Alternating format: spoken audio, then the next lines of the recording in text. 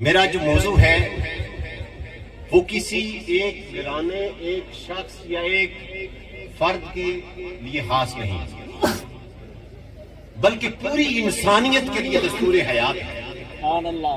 میرے سامنے ہے قرآن پاک کی سورہ لقمان، جس کے اندر ایک دانا باپ جناب لقمان اپنے بیٹے کو چند ہمگیر نصیحتیں فرماتے ہیں۔ سبحان اللہ۔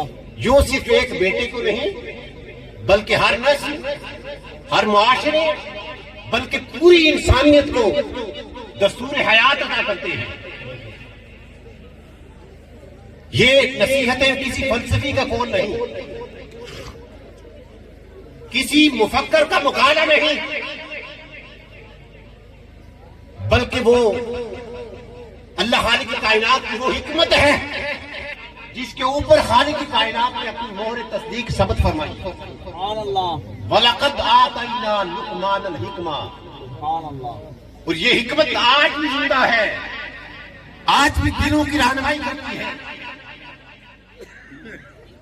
آج بھی دلوں کو بدلنے کی طاقت رکھتی ہے، آج ضرورت اس عمل کی ہے۔ آج ہم قرآن پاک کے ساتھ جڑ جائیں، قرآن پاک خالق کی کائنات کے بتائے ہوئے طریقہ کار کے مطابق ہم چلیں۔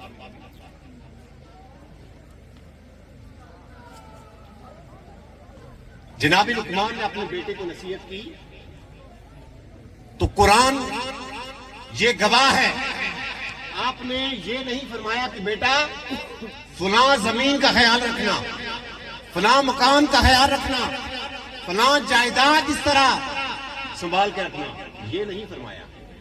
آپ کی اپنے بیٹے کی تربیت کی تو جو پہلا سبق دیا وہ سننے کے قابل ہے۔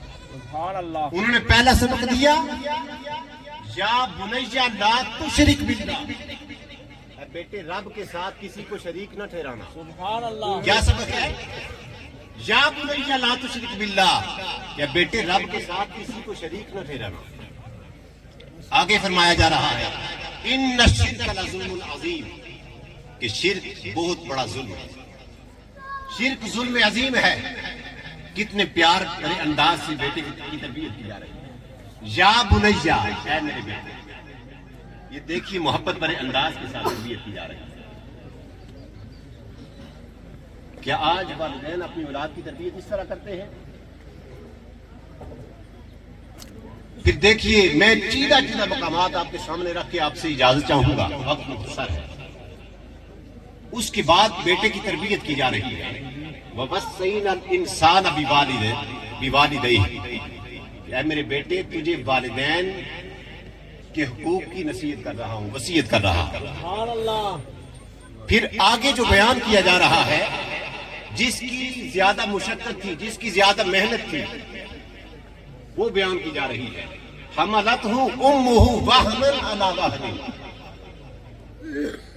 کہ تیری ماں نے تجھے اپنے پیٹ میں اٹھائے رکھا، وَهْنًا عَلَى وَهْنٍ، کمزوری پہ کمزوری جھیلتی رہی۔ وَفِصَالُهُ فِي عَامَيْنِ، اور 2 سال اپنے سینے سے خون نکال کے پلاتی ہے۔ انشکر لی وَلِوَالِدَيْكَ، اے میرے بیٹے رب کا شکر ادا کرنا ہے سبحان اللہ۔ اور اپنے والدین کا شکر ادا کرنا ہے۔ الیہ المصیر، بے شک رب کی طرف لوٹ کر جانا ہے۔ یہ بیٹے کی تربیت کی جا رہی ہے۔ امام مسلم نے اور مسند احمد کے اندر، جامع ترمذی کے اندر یہ واقعہ نقل کیا گیا ہے۔ سعد بن معاذ جو صحابی رسول تھے، جب انہوں نے اسلام قبول کیا، ان کی والدہ کافرہ تھی، وہ کہنے لگی کہ اے میرے بیٹے تو نے غلامی مصطفیٰ کا توق اپنے گلے میں ڈال دیا ہے، تو نے حضور کی غلامی اختیار کر لی ہے، لیکن میں کافرہ ہوں، میں کفر کو نہیں چھوڑوں گی۔ میں ماں نے احتجاج کرتے ہوئے، پروٹیسٹ کرتے ہوئے ماں نے کھانا چھوڑ دیا۔ ماں نے کہا کہ بیٹے تو نے حضور کی غلامی اختیار کر لی ہے، میں کھانا چھوڑ رہی ہوں۔ تو نے میرے دین کو چھوڑا ہے، میں کھانا چھوڑ رہی ہوں۔ حضرت سعد بن معاذ جو سچے عاشق رسول تھے، جنہوں نے حضور کی غلامی کا توق اپنے گلے میں ڈالا تھا، وہ کہنے لگے منت و سماجت کرتے رہے، صبح سے لے کر شام تک اپنی ماں کی خدمت میں یہ التجا کرتے رہے کہ میری ماں کھانا کھائے، لیکن ماں نے کھانا نہ کھایا۔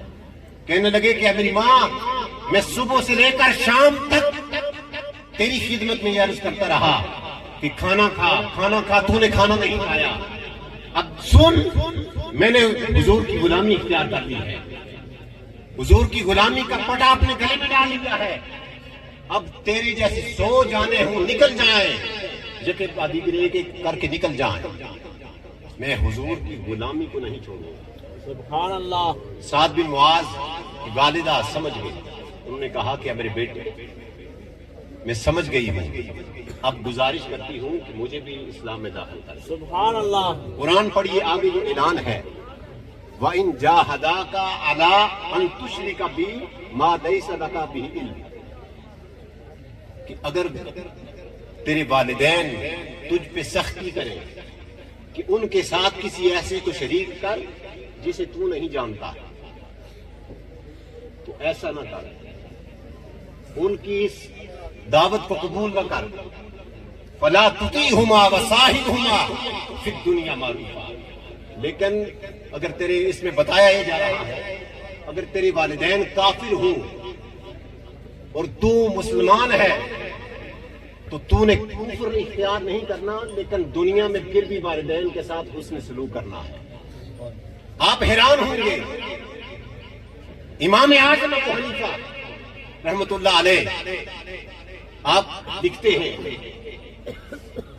لکھتے ہیں کہ اولاد اگر مسلمان ہو اور والدین کافر ہوں، اولاد پہ یہ فرض ہے کہ جس عبادت خانے میں اس کے والدین جا کر عبادت کرتے ہیں اپنے طور طریقے کے ساتھ، اولاد پہ یہ فرض ہے کہ انہیں سواری پرووائڈ کرے، وہ جو اپنا ان کا کفریہ عبادت خانہ ہے جہاں اپنے مذہب کے مطابق عبادت کرتے ہیں، اولاد پہ یہ فرض ہے کہ انہیں سواری مہیا کرے جس پہ وہ جا کر اپنے عبادت خانے سے واپس آ جائے۔